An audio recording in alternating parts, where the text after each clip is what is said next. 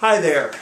This is Mel Restum from Uncommon Practices, and this is a teaching moment.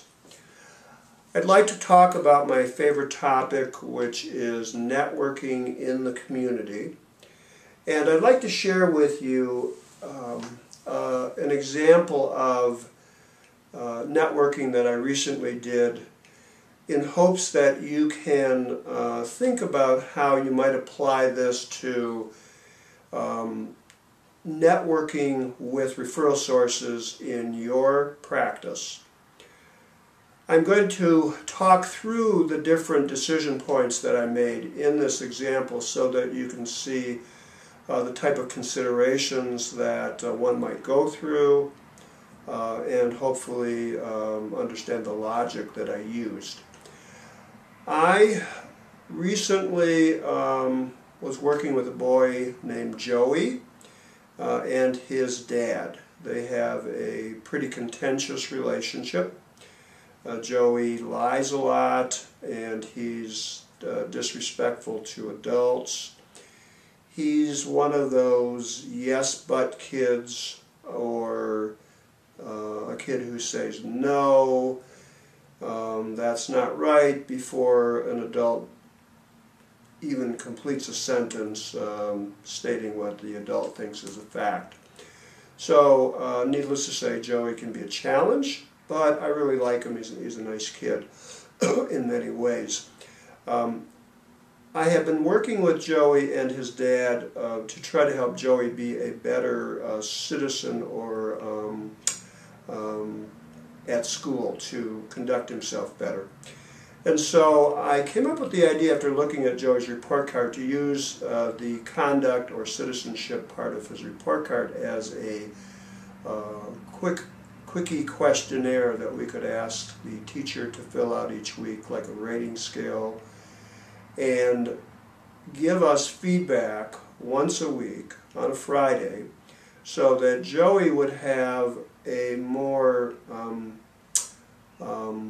instant form of feedback. His dad would have the same. Joey would be held more accountable, but on a regular basis.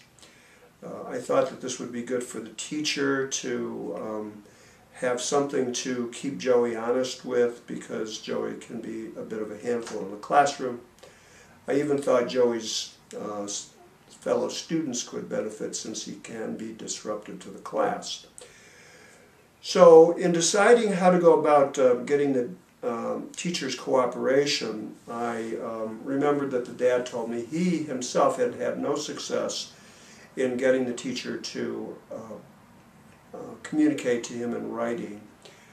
So I gave that some thought, and I decided that we could have the dad create an attachment and email it to the teacher, so the teacher didn't have to come up with anything himself. We could use email. That would be a very quick way. It would be just a checklist type of a thing. But I decided that in order to get the teacher's cooperation, it would be helpful if I went through the principal as well. Now, there are a couple reasons for this. One is, obviously, the principal is the teacher's boss. Another is that I have began to cultivate a good relationship with this principal, because I talked to her before about a problem that Joey had with the janitor at the school.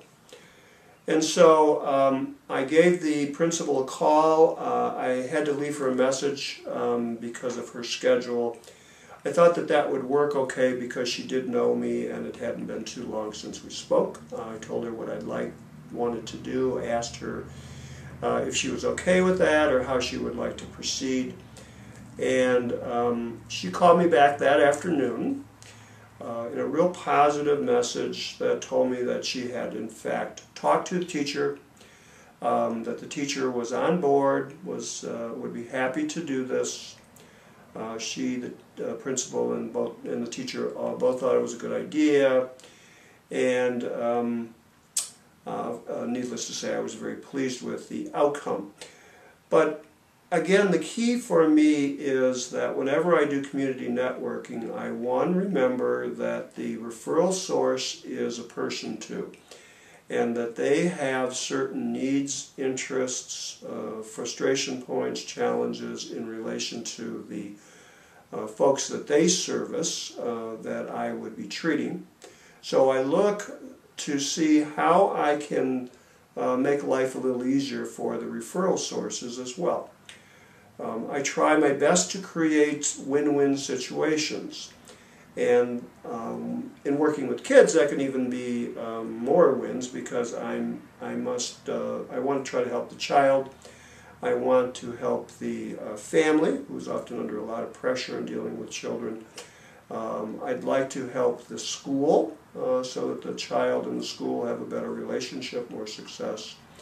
And guess what? I'd like to help myself. I'd like to help my business and my bottom line by generating more referrals. So, that's the example that I'd like to share today. I hope that you can apply that to your practice and the referral sources and patients that you service.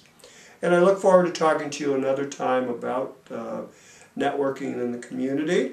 And I'll have another example, I'm sure, since this is something that I do with some great frequency. Thank you very much for listening. Take care.